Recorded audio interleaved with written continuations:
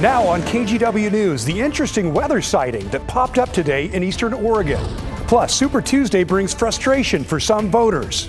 Are you kidding me? Out of all the people and executives, everything that we have out there, those are our two best candidates. The biggest factors swaying people in tonight's 16 presidential primaries. But first, the new bill just passed in Oregon that should save you money. Basically, it gives Oregonians the ability to fix something themselves. What the right to repair means for you and companies doing business in the state.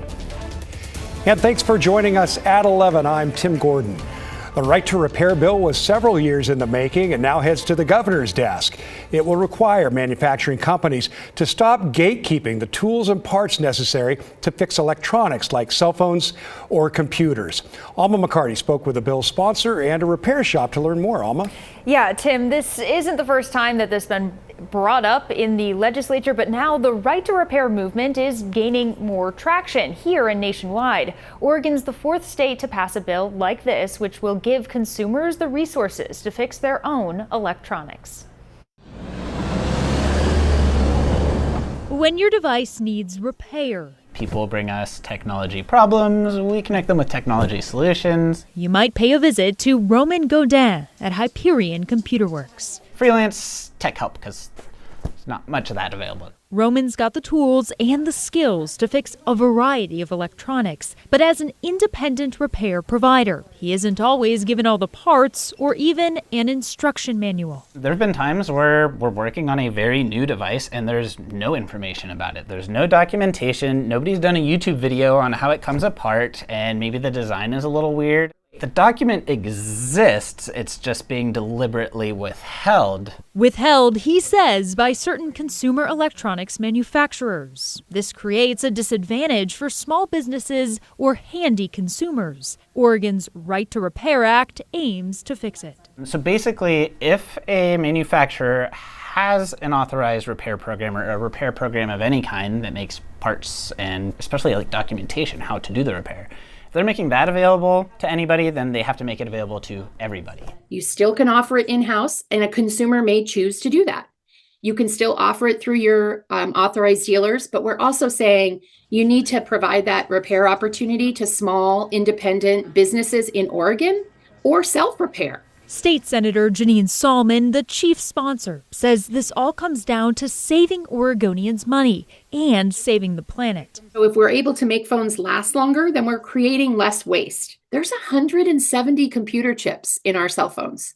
We need to think about the resources that we are utilizing in technology and how we need to save those resources. Critics of the bill said earlier this session they have concerns about device safety and security. Here's John Perry, who works for Apple. It is our belief that the bill's current language around parts pairing will undermine the security, safety, and privacy of Oregonians by forcing device manufacturers to allow the use of parts of unknown origin in consumer devices. Senator Salmon telling us she disputes this, and there are protections around safety in this bill. Roman says he's looking forward to consumers having a choice. They'll hopefully get a better range of options for what parts we install for them.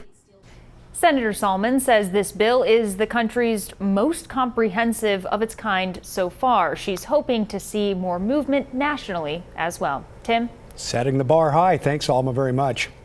And new tonight, take a look at what neighbors saw in the Seattle area. People called 911 after seeing a plane falling out of the sky. This happened around 5 tonight in the residential neighborhood of Newport Hills in Bellevue. As you can see from the video, the plane had its own parachute, which saved the lives of the passenger and pilot inside. Police say the two were on a training flight from Renton when their engine failed. Fortunately, no one was hurt. And now let's get you caught up on tonight's other headlines. A woman mauled by a dog in southeast Portland has now filed a lawsuit against Multnomah County. We talked with the victim, Cheryl Wakerhauser, when she was bitten by an unleashed dog named Bubby last April. Now she's seeking more than $800,000 in damages. Bubby was accused of attacking another dog just a few months before. The lawsuit says Animal Services never cited his owner or impounded the dog. Then after her attack, Animal Services allowed Bubby to be quarantined at the owner's mom's house since the owner was homeless. But he came and took the dog during that time. A Clark County man who spent 3 years in jail after he was charged with murder is now suing the detective who arrested him. This is video of a past interview with Vancouver Police Detective Dustin Godshaw. He's been sued by Richard Knapp now, who says he should not have been arrested based on the evidence available at the time and that his Fourth Amendment rights were violated. Knapp was arrested in 2019 and charged with the murder of 26-year-old Audrey Frazier, who was killed in 1994. Detectives said DNA at the crime scene pointed them to Knapp, who spent the next 3 years in jail. But in 2022, prosecutors dropped the charges and admitted that new evidence cast doubt on the case.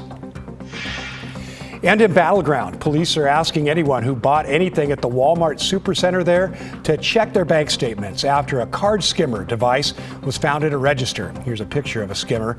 It's, of course, a device that can steal information and code it on credit or bank cards. Walmart employees believe the device could have been there anywhere from 6 a.m. to 10:45 p.m. this past Sunday. If you think your financial information has been compromised, call 311 to file a report. And now to a tragedy in a community in mourning. An 18-year-old was killed after a train hit him. Today we learned the victim was a student at Canby High School. The incident happened last night. Our Blair Best went to Canby today to talk to those living near the tracks. Some say train safety has been a problem in that area. Details are still somewhat limited at this point, seen as police are still trying to figure out how this happened, but they tell us an 18-year-old was crossing the tracks here just north of South Pine Street when he was hit and killed by an oncoming freight train. Spend an afternoon in Canby and this becomes familiar. Just about everybody's used to it. It's a necessary evil. You know, it's part of our safety. Gotta have it. A safety alarm that didn't go far enough Monday night. That's when Canby police say 18-year-old Mason Warshaw was hit and killed by a freight train while walking across the tracks. Police say it happened just before 7 p.m. and it appears to be accidental. I have to wonder why he didn't hear it. What was he doing on the railroad tracks? Warshaw was a senior at Canby High School. Terrible. Because I actually graduated last year. 2 years ago, the city designated a downtown quiet zone where trains do not blow their horns. But police tell us the tracks where the student died is outside of that zone. Like, we could clearly hear the train that's coming because they horned, and everything. Sandra lives near the tracks. She watched the chaos unfold Monday night. And I came out around 9, and they were still here. I just pray for the family. The local school district sent a letter of condolence to school families, adding there are counselors available to students struggling to process the loss. I'm sorry for the family. I think it's horrible. I can't imagine going through that. It's going to change their lives forever. We talked with several community members, and they all told us that this is not the first time someone has been hit and killed by a train here in Canby, and they've been pushing for increased safety around the tracks. In Canby, Blair Best, KGW News. Tough situation there. Well, taking a look over downtown Portland, where it's still chilly tonight, but it was pretty nice to see the sun today. Chief Meteorologist Matt Zaffino joins us now. And Matt, some parts of Oregon saw some more interesting weather today, right? Yeah, landspout, pretty rare, but it was seen and clearly visible in this video from Tanya Brewer. See that? Looks just like a tornado, and in fact, it is a type of tornado. Just not the kind that we usually associate with like really big damaging winds and thunderstorms, because this in fact did not come from a thunderstorm. It came from winds at the surface sort of converging in the lower part of the atmosphere anyway and imparting rotation upon that column of air. Normally with a tornado, you have a rotating updraft within a big cluster of thunderstorms that actually has rotation itself. So this was not that. Yeah, super interesting. You see there's a couple of different vortices there, and you can see all the dust it pulled up from the field over which it was rotating there too. So some really interesting pictures and video of a landspout, so named because they look like the weak water spouts that you see off the coast of Florida. They look like that, but they're really not exactly the same thing. So anyway, landspout, rare type of tornado, more appropriate or more technically called a non-supercell tornado because it's not coming from a supercell thunderstorm. And again, it forms from converging winds at the ground level or on the layer of air closest to the ground. And they can be strong. They can get as strong as an EF3 tornado. So pretty interesting that we had that up over Milton Freewater, right in here between Milton Freewater and Athena. You can see that cell moved on through between 9 and noon, 9 a.m. and noon, right around 11 o'clock this to see. It looks like there could be a little bit of rotation in that weak snow shower that moved on through at that time. The other story, of course, is our Big Mountain snowpack. We'll have more on that later. Tim, back to you. All right, thanks a lot, Matt. Landspouts. I learned something new. And new at 11, Portland's school board gave their approval tonight to an effort to change the name of a Northeast Portland elementary school. Jason Lee Elementary was named after a Christian missionary who settled and established schools in the Pacific Northwest in the 1800s. Well, according to the Oregon Historical Society, Lee worked to convert indigenous tribes to Christianity and assimilate them into Western culture.